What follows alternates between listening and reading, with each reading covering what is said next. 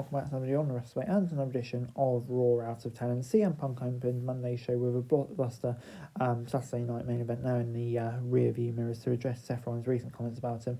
And yeah, it also saw big matches in the Women's IC tournament, but we kicked things off, like I said, with CM Punk, and a thunderous reaction from the fans greeted Punk as he hit the ring at the top of the show. The best in the world addressed Rollins early on, often taking shots at him in an attempt to draw him out into the arena. It worked eventually as Rollins appeared in the audience and returned fire. This result was a chaotic brawl, and the arena ended only when rest producers and security separated them. The feud between the two has been steadily ramping up, not in preparation for WrestleMania or even Royal Rumble, but for Raw's debut on Netflix. There's no way to sustain a kind of heat between these two all the way to even Mania. But this is a big matchup with plenty of intrigue, and it's going to be a great way to kick off Raw on Netflix. The content of the promo, enough birds was oozing ahs from the audience, and the brawl was really well executed. A great opening segment that made Punk versus Rollins as hot a program as any in the Fed right now. Before we move things on to Ludwig Kaiser stepping up to the plate, challenging Bron Breakker for the IC Championship and one of two title bouts on Monday's show. The German contrived match capitalising on a self-inflicted shoulder injury and forcing the champion on the defensive. For the majority of the match, it appeared though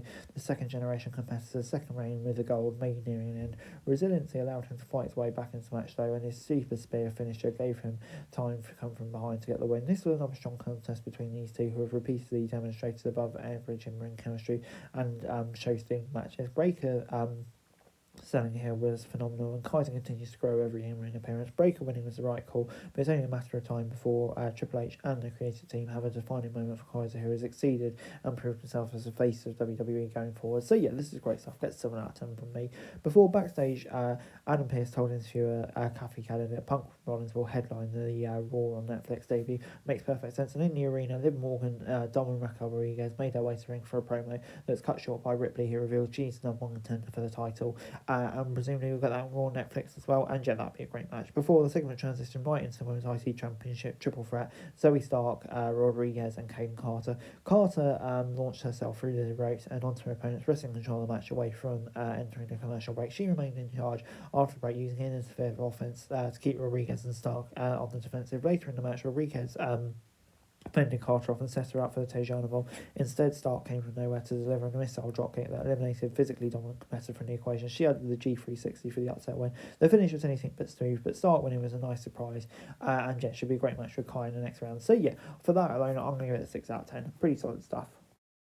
The War Raiders then took on Finn Balor and JD McDonough for the tag titles. Before the match, a teaser aired in which the Zero was predominantly featured before turning into a no sign. Presumably, it was the first hint of the arrival of Penta, which I'm very excited about. In the night's main event, the Judgment Day defended the World titles against the War Raiders in a match that saw the Judgment Day minions bar from ringside. The champs controlled the pace throughout, even thwarting a late flurry of the challenges, but Ivar broke up the pinfall of Balor's coup de grace to keep his title hopes alive. As Balor attempted to grab a chair to utilise the challenges at ringside, Priest came from nowhere to grab a weapon form, and the distraction allowed the challengers to take advantage of the War Machine for the win. The battle was quite good and had some solid chemistry. The idea of Priest and Balor continuing their rivalry is a bit disappointing because I kind of felt like that run its course. The question is now whether Triple H can successfully book a babyface tag champions and when they ultimately use their titles. But yeah, very excited for the War Raiders. I feel like it's time maybe the Judgment Day drop the titles.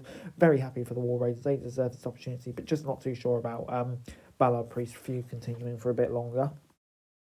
Overall, this week, Monday Night Raw gets a 7 out of 10 for me. I thought, yeah, it's a pretty solid episode of Raw this week, I have to say. Lots of decent stuff on there throughout the card, including getting new champions. And yeah, I think feuds really hotting up, including Punk v Rollins this week. Not only WrestleMania season, but of course, even more urgent than that is the Raw on Netflix. Hey guys, that's it for this video. Thanks very much for watching. Remember to like, share, subscribe, follow us on our socials, link in the description below for daily wrestling news, meme and content. Subscribe to our other channels on screen right now, that'd be greatly appreciated. Thanks very much for watching. Peace out.